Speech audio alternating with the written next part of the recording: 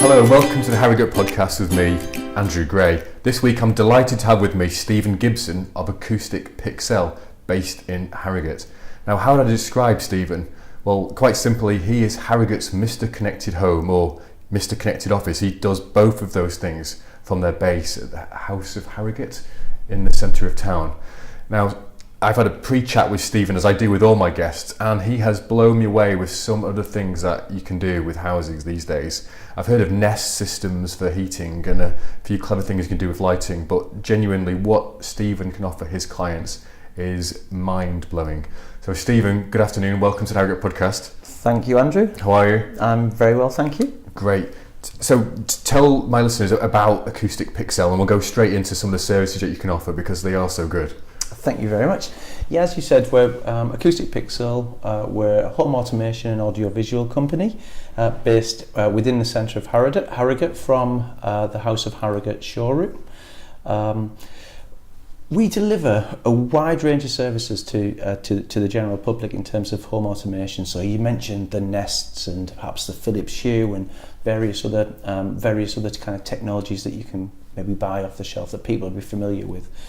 What we do is we integrate lighting, heating, audio, TV distribution, security, all into one system so that you have a house that works for you.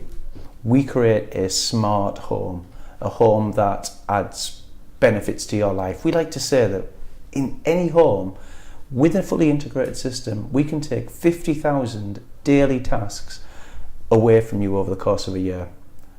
Putting lights on and off, temperatures up and down, checking that window's closed. All of these things we can do, we can automate. And we particularly just been talking a little bit about the security aspect, which is probably one of the biggest drivers in our industry, if I'm totally honest. And with the technology and with the systems that we can create, we can add kind of a layer of security that just wouldn't be there otherwise. So if you go on holiday for 2 weeks, maybe to Scarborough or wherever to Scarborough, I have 2 not weeks done. in Scarborough. If you go on holiday for 2 weeks, then what we're able to do, we're able to remember we're able to have the house remember and mimic your occupancy of the previous 2 weeks. So if you went downstairs at 1:30 in the morning to pinch the last breakaway biscuit or Kit Kat biscuit or whatever it is. Breakaway, showing your age, I think. Well, same age as yourself, I think, Andrew. What we can do is actually remember that. So your house behaves very, very naturally, so that it's not lights going on at the same time every day and going off at the same time, which can look, to anybody with a prying eye, can look very obvious. So your house will behave very, very naturally. And then if somebody does manage to get into the back garden or anything like that when you're not aware, we've got various things that we can do because we can integrate the lighting and security and the audio together. So somebody turns up in your back garden, the CCTV camera can pick them up, it can tell the difference between a dog in the back garden and a human being, for instance. So when it sees that person, we can turn your bedroom light on. 5 or 10 seconds later, your landing light comes on. Then your downstairs hallway. The idea is that we're mimicking occupancy so that hopefully it's a deterrent and they're scared away and they don't get any further. However, if somebody does manage to or decides to break into the house, we can do other things as well with the sensors there, as well as activating the alarm. We can have the whole light flashing, literally, so that anybody so it's like around the street. In the 90s, it's literally a nightclub in the 90s. But all of your neighbours, no one can creep in under the cover of darkness. Your house literally is lit up like Blackpool illuminations, flashing away. And as we talked about earlier, we could put, as well as the alarm, we could have Britney Spears blasting through the speakers in the ceiling, and that must be the biggest deterrent for anybody to get out of that place. It must be. I think when the Americans invaded Iraq all those years ago, they used waterboarding, and there was some sort of music they used. It was some like I can't remember what it was. It might have been Britney Spears to break down the insurgents. It would just give it and say where the other insurgents were. Well, it would have certainly broken me. Yeah. So. Well, that is a fantastic service. And what I was thinking when I first met you was, God, I bet these things are so expensive that pretty much this is only the 1%, the top 1% of the people live in this area can afford your products and services. dispel that myth, if you can? I certainly can, and I think that is very much the perception of footballers, and they'll see MTV cribs and houses that are doing various clever things. But more and more, it is very much now for the mainstream. We would like to say roughly the amount that you would spend on a kitchen, for instance, would generally equate to the cost of what you would do in terms of automating your home. So for £5,000, we could create a system that controls all of your lighting and automates your lighting and your heating and audio around your house. Up to £10,000-15,000 where we're adding in security elements, video distribution, gated access control over video, various things like that can all be integrated when you get to around about that £10,000 to £15,000 budget. But ultimately, every home's different. But that is kind of where the market sits. So it's certainly very, very affordable now. And I guess if that technology was to last in your house for some time, if you are really reducing those 50,000 tasks, of which however many hours that must be, there'll be a moment where it actually makes financial sense. It won't be in the first year, but maybe it's sort of year 3 or something along those lines. It's interesting from a financial point of view. I would look at it more in terms of a return on investment. I wouldn't look at it in terms of a financial return on investment. I'd look at it more like a return on investment of time. It's the time that you get back to allow you to enjoy your house, to not worry, to not have to leave your house in the morning and worry about, have I locked the front door? Have I turned them straighteners off? With a fully connected home now, you can take that worry away, you can check, or you could actually lock your house remotely.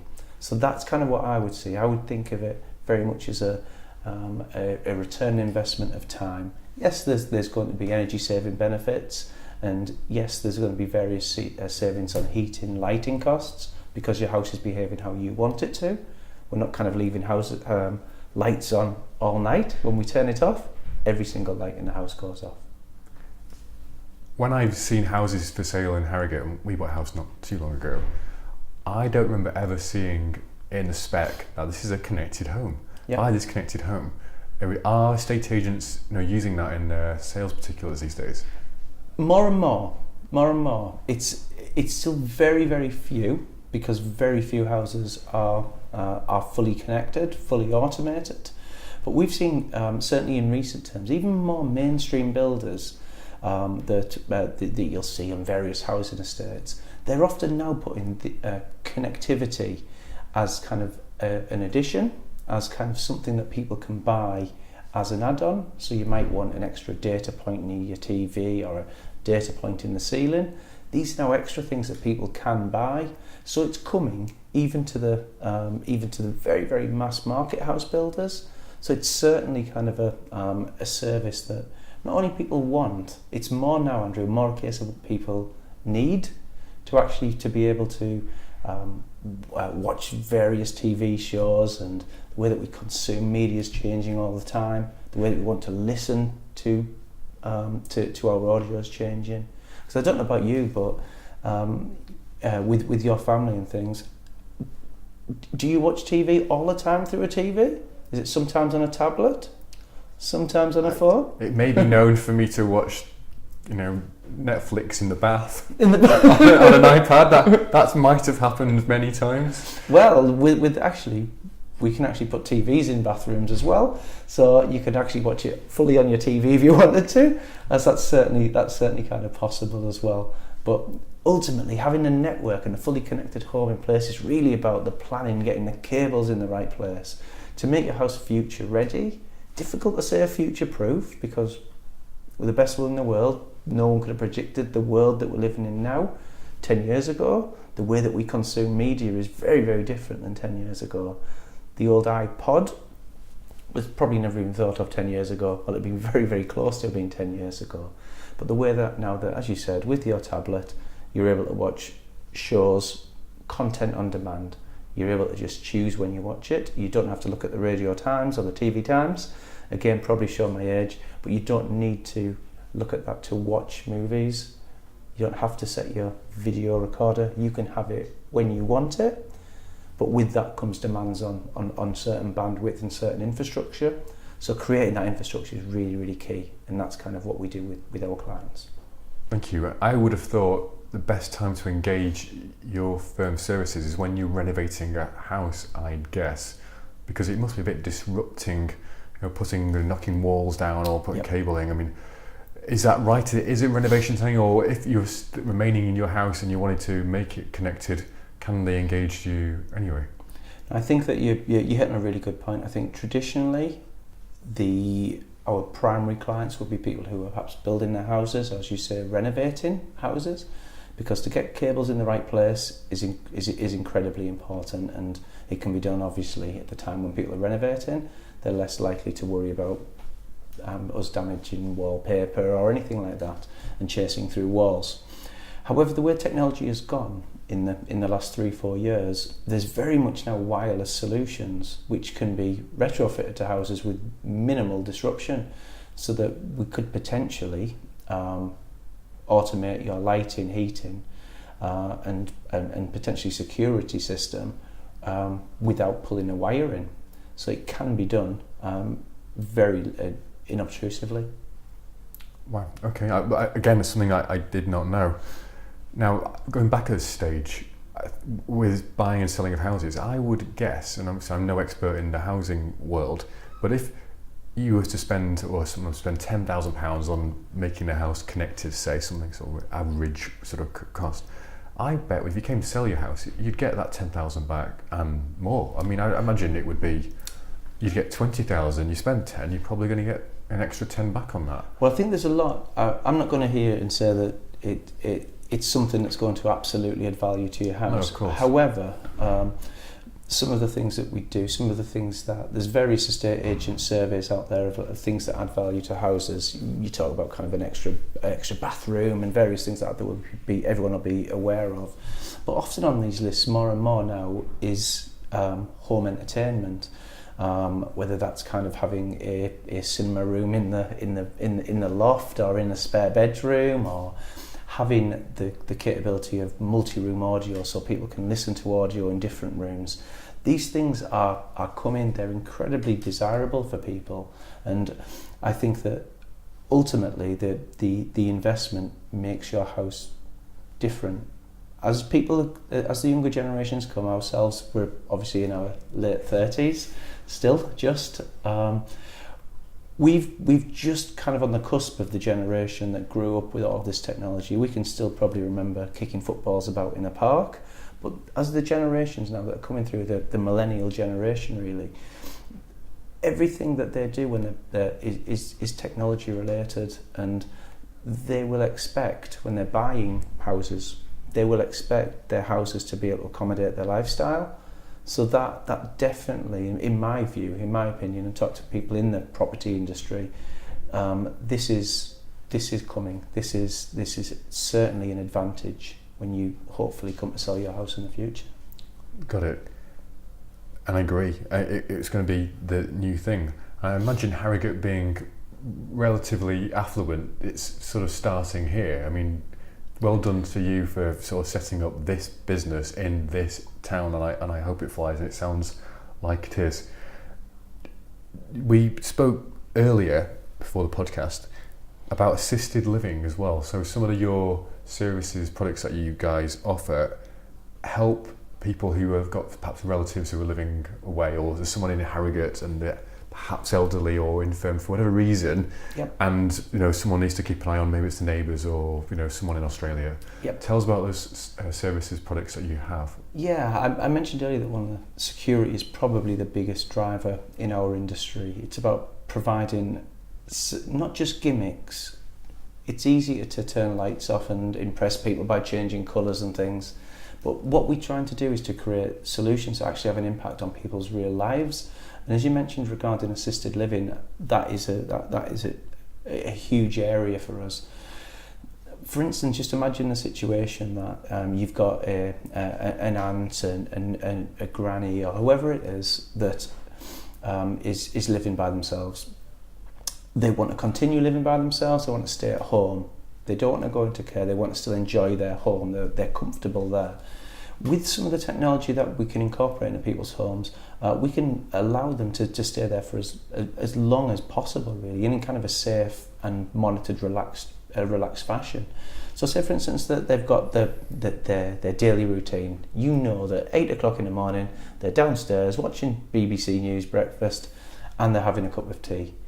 With an automated connected home, you can be notified if they don't have their cup of tea at 8 o'clock. It might be perfectly innocent. They might be having a lie-in in bed or a bit too much to drink at the bingo or whatever it was the night before.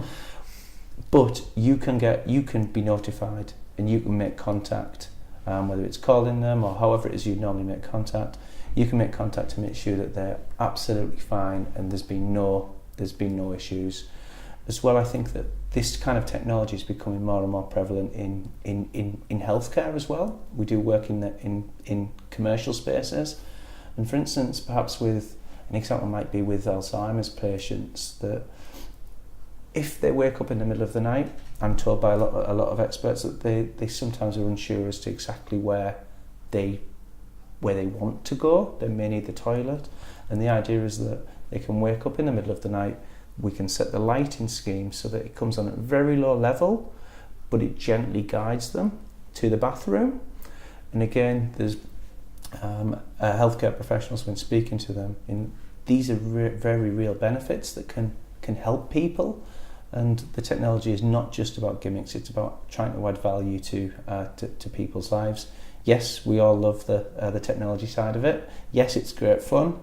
But there is real benefits there, and we can explore that with our clients, just to say, what is it that this is going to make? How is this going to make your life better? Fundamentally, that's what we're about. We're going to try to make people's lives better. Yes, we're going to entertain with the cinema rooms and the various audio sound systems, but it's about making people's lives better. And an Englishman's home is his castle, or his castle is his home, whatever. And we work in castles as well. So that's fair. I bet you do. Now, what are the trends in Harrogate? Are there anything where these quirky people of Harrogate, everyone's going for, I don't know, 4K TVs or doorbells that you can see who's coming to the door? Is there anything that's absolutely on fire here that no one else is really doing, and vice versa? Yeah, I think that it's about taking the home as a fully connected home. I think there's definitely kind of a growing market in and around the Harrogate area for that fully connected home. There's so many people out there that might have a heating control system, like a Nest, I think like your good self has. We do. Or maybe a Philips Hue light bulbs, which you can control. But where I think the people of Harrogate and the surrounding areas are really looking at now is that full connected home where your lighting system integrates with your heating system, which integrates with your security system, integrates with your audio system. So the whole house works together.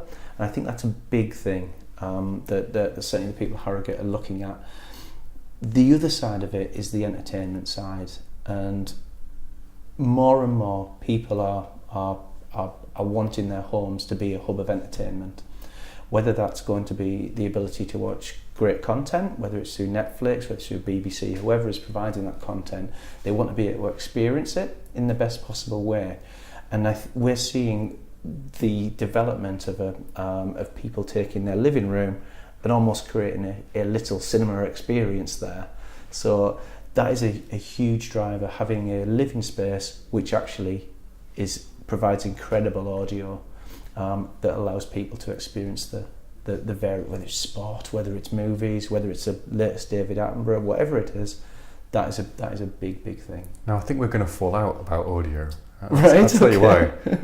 In front of me I have my trusty iPhone. Yes. And I love to listen to Spotify or the radio in the shower, almost anywhere, via the speakers in my iPhone, because surely the audio quality from just my iPhone itself is enough. Like, really, is there such a difference in sound quality? Because I am to be convinced on this. Convince away if it's any worth having a better than an iPhone speaker. The one way that I can get you to be convinced is to experience it. How can I experience it? You can experience it by visiting our showroom. We have a 6-seater cinema room within the House of Harrogate, which has got a stunning 7.2.4 audio system. So we've got including 2 subwoofers with us 13 speakers within the cinema room. This cinema system is M&K Sound, which is the brand that was used by the sound engineers to create various soundtracks in with Hollywood blockbusters, things like Lord of the Rings, etc. So I can talk all I want about the quality, but in this case hearing is very much believing, and we would invite anybody to come and visit the showroom, experience the audio, the immersive audio that we can create in your front room, but come and experience it. So I can book a slot, and I'm asking you, can I? One of my favourite films, if not my favourite film, is Lost in Translation with Scarlett Johansson and Bill Murray. Okay. Maybe you haven't seen it. It's set in Japan, and the soundtrack is absolutely phenomenal. Great film. Anyone should watch that film. So I could bring that on DVD or Blu-ray, whatever, and I could book a slot. Is that how it works? It's not. It's not for the space is definitely not for hire, because something that if I was interested in. Yes, absolutely. Okay. What we'd want you to do is to bring the media or the genre, whatever you love. You might love Sting in concert. You might love watching that kind of thing. You might love certain movies, but bring it along. Come and experience it. How the director or the artist intended it. And I'm absolutely convinced that you'll hear and feel more than anything the difference. So yes, the invitation's open. Thank you. And that goes for football as well. Football matches. I imagine football is, having not experienced one of these sound systems, I really haven't. Yeah. I've never been to, obviously I've been to lots of football matches, but I've never been to watch in a media centre sort of thing. I mean, does it feel like the crowd are where they are around the stadium? Absolutely. Okay. Again, it really depends. A lot of the movies now are being created with a height channel. So you think about it, when you're in a cinema, a plane goes over your head. You can hear it go over your head. Within our cinema room and the various systems that we can design for people's living rooms, we can create that height channel. So it's not necessarily having speakers in the ceiling. We've got speakers that will actually point at the ceiling and reflect down. So you're actually getting a fully immersive feel. So if in that movie there's a gunshot from the right hand side, you're going to hear it from the right hand side. If something's behind a person, you're going to hear it behind a person, behind you. So you're experiencing that full movie, that football match, as if you were there. So it's certainly worth a visit. Okay, the audio is good. I take your word for it, and I hope to experience it. Fridges and freezers. Do we yet have this connected fridge freezer thing where it can order food for you? Talk me through how that works. We definitely do. That is all about having the infrastructure in the right place at the right time. So having kind of these various devices, whether it's your kettle, whether it's a fridge, we've got to get them onto a network. So if we create a network for your home, whether it's a wireless network or whether it's actually a fixed infrastructure, all of these various things, whether it's fridges, freezers, kettles, as I said, the Internet of Things is here. All of these devices can be connected, and they've got various levels of functionality and various levels of benefit for people. But yes, it's certainly within the wit of man to be able to have a fridge that is going to tell us that we need to order more milk, or we can look at in our fridge from our app in our supermarket and see that we don't have any ham or we don't have anything for the sandwiches tomorrow. That's certainly possible. Hence saving a lot of that 50,000 hours or 50,000 tasks or whatever it was. Are there any people in Harrogate, Stephen, who've had a panic room, without giving any client confidential things away? Are panic rooms, I mean, Harrogate's not particularly a high crime area, thankfully, but are there people wanting these things, or is it just probably more of a London-centric thing? I think that with our industry, audio-visual, as well as kind of the whole smart home, has been very much in the past built around the southeast and London-centric. I guess we could get into a political argument as to why the South East has been allowed to develop so much in terms of kind of the economy, but that is where the money is. And in the past, a lot of these systems were out of the price range of a lot of regular people. In terms of the panic rooms, we certainly haven't installed any panic rooms, but I'm certainly aware of a number of projects that are ongoing in this area. Again, utilising technology that we have, but also it's really important to stress that they would then need to be fully working for how the client might want them to work. They would then need to be integrated with a full security system that allows various interactions with police, etc., etc. So there's certainly probably a growing market as they become a lot more affordable. We may see one or two more in the not too distant future. I'm sure we will. So Stephen, that has been fascinating. I am going to experience a film, or a bit of it, perhaps at your studios, because we are just renovating a house. So this has been a good podcast for me to have. So thank you. How do people find you guys? Where are you based? Remind me. We're based within House of Harrogate, which is run by a gentleman called Mark Edwards. And Mark's been on that site on Cheltenham Mount, which is just down from Asda. Just again, if you're kind of going in the opposite direction from Marks and Spencer, just up that road. But within that showroom, Mark has got a wide range of kitchens and bathrooms from various different budgets, so it's definitely worth exploring. But what he's created is a home emporium, if you like. So we're down there as a concession. We've got a cinema room there. We've got a fully automated kitchen and living space, which control lights, blinds, heating, everything automated by Alexa. And actually, it's a little tip. If you go into the kitchen, if you go into the showroom, anyone can do it. It causes panic. But you can go in there and actually say, Alexa, turn on party, and see what happens. You may get evicted from the shop by Mark and his staff, but it's great to demonstrate the capability of what we've actually got down there. So I'd urge as many people to do that as possible. But yes, we're downstairs within House of Harrogate. And who else is in the Emporium then? Okay, we've got the Shire doors, so for bifolding doors. We've got the English Cabinet Company, which will do a whole range of bedroom furniture and lots of other things there. And there's various other things in terms of products with very much decorative concrete for walls and for flooring, and there's a whole range. I'd certainly recommend it. It's been recently refurbished over the last 12 months. And the more people that go in there, it's kind of a building that everybody's walked past in Harrogate, yes, but not many have actually called in. I've not been in. Yep. You have taught me something. Thank you. And website and Twitter and LinkedIn as well? Absolutely. We're available on all of them platforms. It's very, very straightforward. So Acoustic Pixel would get you to pretty much everywhere, whether it's on Facebook, Twitter or LinkedIn. And with regards to the website, again, very straightforward. www.acousticpixel.co.uk. Stephen, thank you for your time. Good luck with business in 2019. Thank you very much.